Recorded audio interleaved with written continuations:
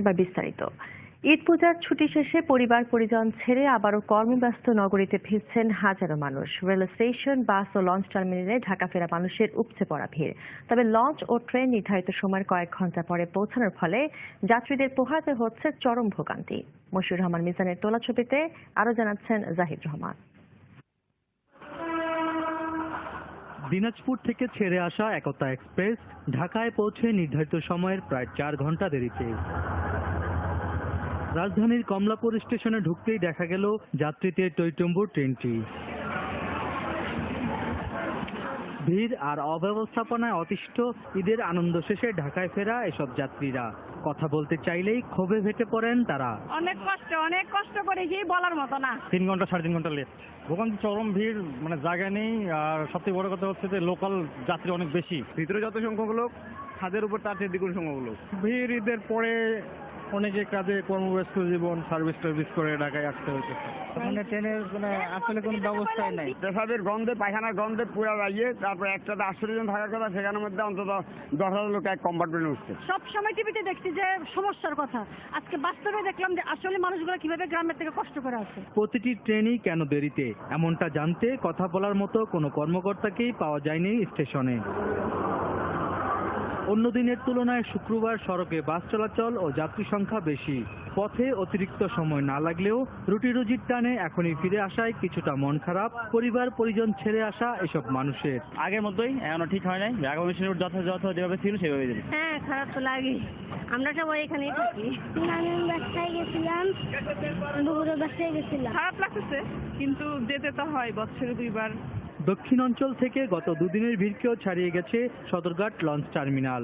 ঈদ ও পুজোর সঙ্গে বাড়তি ছুটিও শেষ হওয়ায় রাজধানীতে ফিরছেন এসব মানুষ। জাহিদ রহমান, RTV, ঢাকা। পবিত্র হজ পালন শেষে দ্বিতীয় দিনে দেশে ফিরেছেন আরো 335 হাজি। শুক্রবার হযরত শাহজালাল আন্তর্জাতিক বিমানবন্দরে সৌদি এয়ারলাইন্সের একটি বিমানে তারা দেশে ফেরেন। হজের সময় বিশ্ব মুসলিম উম্মার শান্তি সমৃদ্ধি এবং দেশ ও জাতির কল্যাণ কামনায় মহান আল্লাহর দরবারে বিশেষ দোয়া করা হয় বলে জানান হাজিরা। এদিকে বৃহস্পতিবারের মতো দ্বিতীয় দিনেও বাংলাদেশ বিমানের ফিরতি হজ ফ্লাইট বিলম্ব হয়। চলতি বছর সারা বিশ্বের 21 লাখের মতো মুসল্লি পবিত্র হজ পালন করেন। তাদের মধ্যে প্রায় 1 লাখ বাংলাদেশি ছিলেন।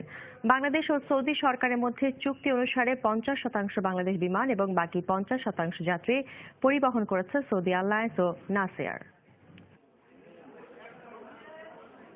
আমাদের কোনো ধরনের কোনো অসুবিধা হয়নি। আমরা খুব শান্তিমতো হজ পালন করতে পারছি।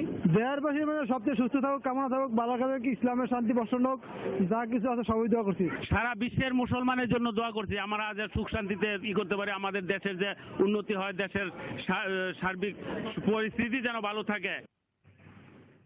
এদিকে পবিত্র হজ পালন শেষে দেশে ফিরেছেন রাষ্ট্রপতি আব্দুল হামিদ। গেল রাতে বাংলাদেশ বিমানের একটি বিশেষ ফ্লাইটে দেশে ফেরেন তিনি। এ সময় শাহজালাল আন্তর্জাতিক বিমানবন্দরে ভিভিআইপি লাউঞ্জে তাকে স্বাগত জানান শিল্পমন্ত্রী আমির হোসেন আমু, বাণিজ্য মন্ত্রী তোফায়েল আহমেদ, কৃষিমন্ত্রী মতিয়া চৌধুরী। এ সময় আরো উপস্থিত ছিলেন 3 বাহিনী প্রধান, পুলিশের মহাপরিদর্শক সহ ঊর্ধ্বতন কর্মকর্তারা।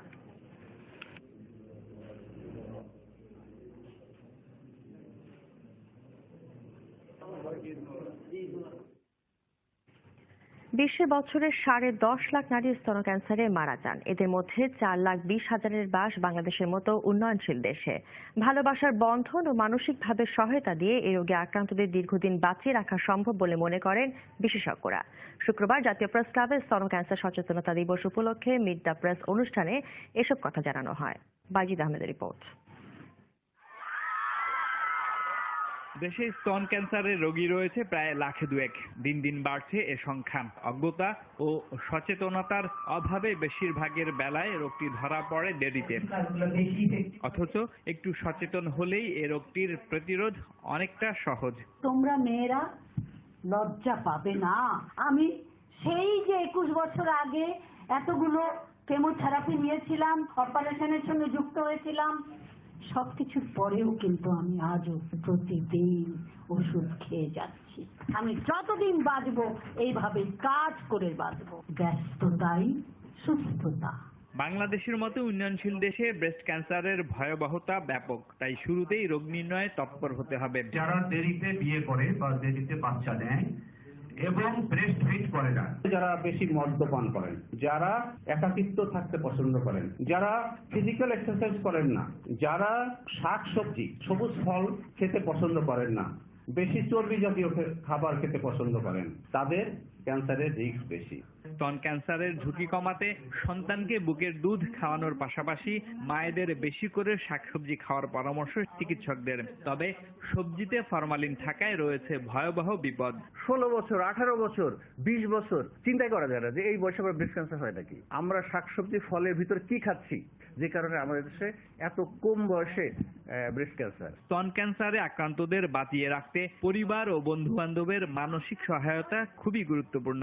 ব্রেস্ট ক্যান্সার হয়েছে বলে আমরা এক ঘরের কোণে আবদ্ধ হয়ে যাব সেটা না, আপনাদের ভালোবাসা দিয়েই তারা সুস্থ স্বাভাবিক জীবনে ফিরে আসবে। ব্রেস্ট ক্যান্সার সচেতনতা মাস উপলক্ষে চলতি মাসের 1 অক্টোবর থেকে রাজধানীর বঙ্গবন্ধু শেখ মুজিব মেডিকেল বিশ্ববিদ্যালয়ে বিনামূল্যে মেয়েদের ব্রেস্ট ক্যান্সার শনাক্ত করতে মেমোগ্রাফি পরীক্ষা কার্যক্রম শুরু হয়েছে। চলবে 31 তারিখ পর্যন্ত। বাইজিদ আহমেদ, RTV, ঢাকা। ঝিনাইদহের 12 বাজারে রেলের জায়গায় অবৈধভাবে গড়ে উঠেছে মাছের বাজার। এমনকি কোনো কিছু তোয়াক্কা না করে বিপজ্জনক জেনেও রেল লাইনে বসছে মাছের বাজার। প্রায় ঘটছে দুর্ঘটনা। অথচ এর নেপথ্যে একটি সিন্ডিকেট সক্রিয় থাকায় বাজার উচ্ছেদে কোনো ব্যবস্থা নিচ্ছে না কর্তৃপক্ষ। ঝিনাইদহ প্রতিনিধি কামরুজ্জামান শিপলুর তথ্যচিত্রে জানাচ্ছেন নুমান শিপলি। ঝিনাইদহের কালীগঞ্জ উপজেলার 12 বাজার রেল স্টেশনের কাছে অবৈধভাবে গড়ে উঠেছে মাছের বাজার। শুধু তাই নয়, জীবনের ঝুঁকি নিয়ে রেল লাইনের উপরেও তারা ব্যবসা চালিয়ে যাচ্ছেন। ট্রেন এলে তাড়াতাড়ি সরতে গিয়ে প্রায়ই ঘটছে নানা দুর্ঘটনা। দীর্ঘদিন বিপজ্জনকভাবে এ বাজার চললেও এ নিয়ে কোনো উদ্বেগ নেই প্রশাসনের। এখন ট্রেন আসলে আমরা দৌড় মারি। আমরা এখানে রেলের জায়গা বহু লিস্ট থাকে, রেল আমাদের লিস্ট দিইনি। আমরা তার সরকারের দাবি করছি আমাদের ভালো জায়গা দেয়। প্রভাবশালীদের ছত্রছায়ায় গড়ে ওঠা এই বাজার নিরাপত্তার স্বার্থেই উচ্ছেদ চান স্থানীয়রা। প্রশাসনের পক্ষ থেকে বলা ছিল যে রেল লাইনের পরে যে বাজারগুলো বসে সেগুলো উচ্ছেদ করা হবে, কিন্তু কর্তৃপক্ষ এসে দেখিয়ে দেওয়ার পরে কেন যেন উচ্ছেদ হচ্ছে না। রেলের ক্রসিং একটু অন্য জায়গায় সরে গেলে, এই লোকজন আরোটা সরে গেলে বাস আমরা একটু সবাই খুশি হই। যখন ট্রেন আসে তখন বাজারের লোকজন সব ট্রেন লাইনের পাশে ছোটাছুটি করে। ব্যবসায়ীরাও স্বীকার করলেন এখানে বাজার করা বিপজ্জনক। বাজার উচ্ছেদে কর্তৃপক্ষের সিদ্ধান্ত প্রয়োজন বলে জানালেন স্টেশন মাস্টার। যারা লিজ নেওয়া আছে এদের আসলে উচ্ছেদ করা সম্ভব না, কিন্তু যেগুলো বিনা লিজ আছে এগুলো স্টেট ডিপার্টমেন্ট দেখবে এবং স্টেট ডিপার্টমেন্টের মাঝে কিছুটা স্টেপ নিয়েছিল, বাইরে প্রশাসনিক যে ব্যবস্থা নেওয়া দরকার নিয়েছিল। রেলের জায়গা থেকে অবৈধ বাজার উচ্ছেদ করে নিরাপদ স্থানে বাজার বসাতে প্রশাসন ব্যবস্থা নেবে এমন প্রত্যাশা ঝিনাইদহবাসীর। RTV। নোবেল প্রসঙ্গ। এবছর শান্তিতে নোবেল পেলেন পাকিস্তানের বিস্ময় বালিকা নারী শিক্ষা বিস্তারের সাহসী কর্মী মালালা ইউসুফজাই। মাত্র 17 বছর বয়সে নোবেল পুরস্কারে ভূষিত হয়ে ইতিহাস সৃষ্টি করল তালেবানদের মৃত্যু পরোয়ানা নিয়ে বেঁচে থাকা এই বালিকা। তার সঙ্গে যৌথভাবে এই পুরস্কারে ভূষিত হলেন ভারতের শিশু অধিকার কর্মী কৈলাস সত্যার্থী। ইমরান হাসানের রিপোর্টে বিস্তারিত।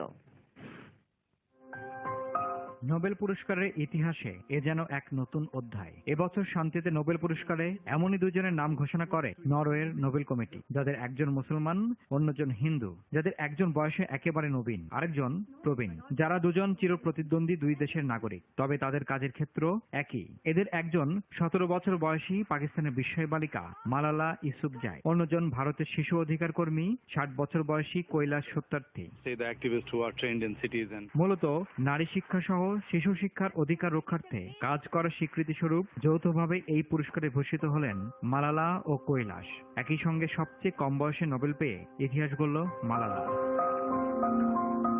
এক প্রতিক্রিয়ায় মালালা বলেন, নোবেল শান্তি পুরস্কার গ্রহণের সময় ভারত ও পাকিস্তানের দুই প্রধানমন্ত্রীর উপস্থিতি প্রত্যাশা করেন তিনি। But this is not the end. This is not the end. This is not the end of this campaign which I have started.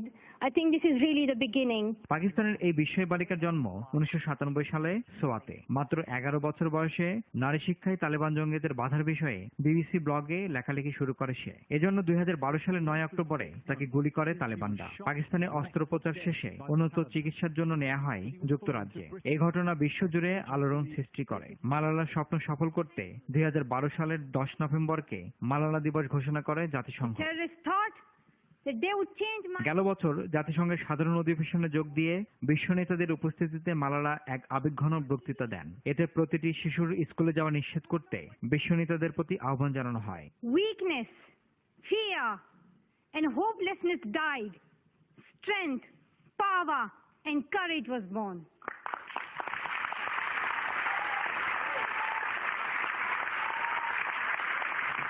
অন্যদিকে মহাত্মা গান্ধীর